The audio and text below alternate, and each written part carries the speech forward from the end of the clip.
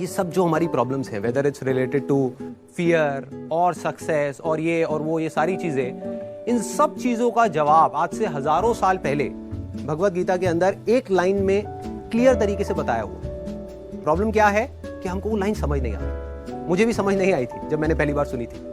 वो लाइन क्या है आप सबको पता होगा कि कर्म किए जा, फल की इच्छा मत कर।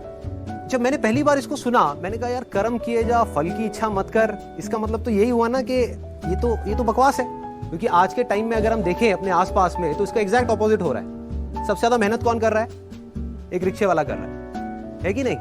और उसको क्या फल मिल रहा है? कुछ भी नहीं। और ऐसे बहुत सारे लोग हैं जो बहुत मेहनत कर रहे हैं, उनको रिजल्ट कुछ भी नहीं मिल रहा। तो खेल है क्या? खेल क्या है कि हम इसको बारीकी से समझ नहीं पाए। मैं भी समझ नहीं पाया था। फिर जब इसके ऊपर एक एक वर्ड को इसको पकड़ने की कोशिश करी और समझ आया, तब क्लियर होता चला गया कि एग्जैक्टली कर्म करना कैसे है। देखो, कर्म भी सही डायरेक्शन में करना है, तभी रिजल्ट आएगा ना।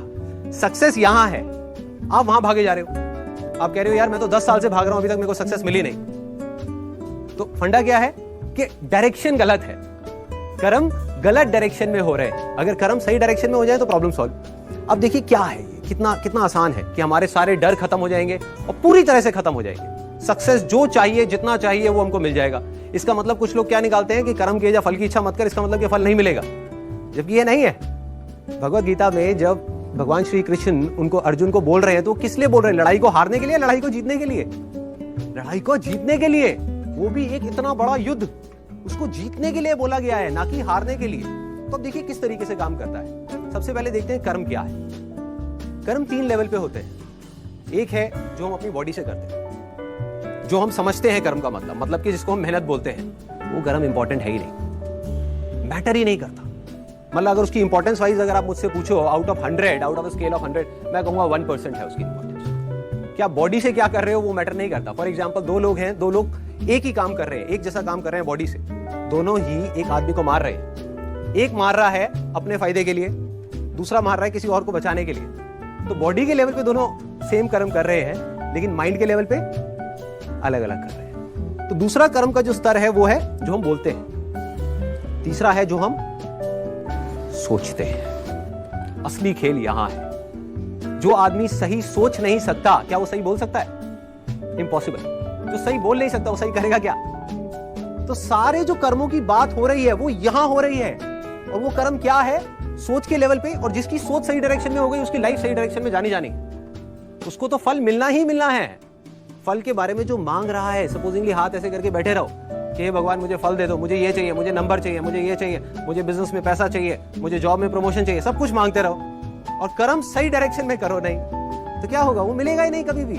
दूसरी तरफ से कुछ मत मांगो, लेकिन कर्म सही डायरेक्शन में करते चले जाओ, तो उतना मिलेगा जितना हम सब में से कोई सपने में भी नहीं सोच सकता।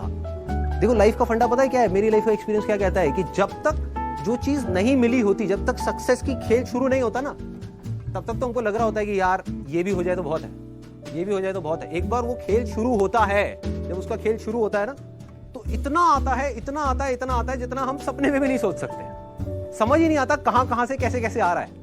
बस कर्म सही डायरेक्शन में होने चाहिए। अब वो सही डायरेक्शन में कैसे होंगे? अगर मैं बुद्धि की स्तर की बात करूं, जो उसमें महाभारत में समझाया गया है, 2 जगह है जहां पे आप अपने माइंड को लगा सकते हो। अपनी बुद्धि को हम 2 जगह पे लगा सकते हैं। सारा खेल माइंड का है। सबसे पहले तो ये हाथ पैरों के कर्मों से ऊपर उठना है आपको, कि हाथ पैरों से आप कुछ भी करते रहो, रियल लाइफ में उठा करके देख लो, वो मैटर नहीं करता। जो बोलते हो वो उससे ज्यादा मैटर करता है, लेकिन वो भी इतना मैटर नहीं करता। कोई आदमी बोलता तो बहुत बड़ी बड़ी बातें, जब करने की बारी आती है कुछ भी नहीं करता। ये अंदर कुछ और सोच रहा है, बोल कुछ और रहा है। जब ये तीनों चीजें सिंक हो जाती है कि जो आप सोच रहे हो वैसे ही आप बोल रहे हो और वही आप कर रहे हो, तब मिरेकल्स होना शुरू हो जाता है। तब कुछ एक्स्ट्राऑर्डिनरी होता है, तब हिस्ट्री क्रिएट होती है, तब वो चीज होती है जिसके लिए सक्सेस बहुत छोटा वर्ड है। सक्सेस से कुछ बहुत बड़ा हो जाता है जो हमने सपने में भी नहीं सोचा होता।